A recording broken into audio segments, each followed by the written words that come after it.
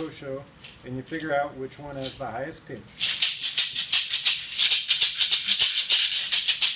So this one to me has the highest pitch. So the highest pitch is going to go in my dominant hand. I'm right-handed, so it'll go in my right hand. So in mbira style Hosho, your right hand, you're just trying to get a good solid click. You're not worried about the upbeat sound, you're just worried about getting a sharp downbeat sound. There's a sound that happens on the upbeat, but you don't care. And then this is happening on the up, it's happening on the 2 and the 3.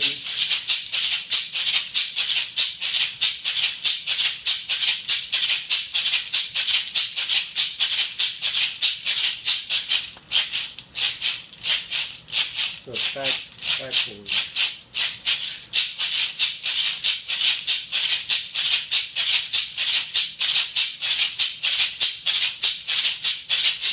All right, we'll do a Hosho.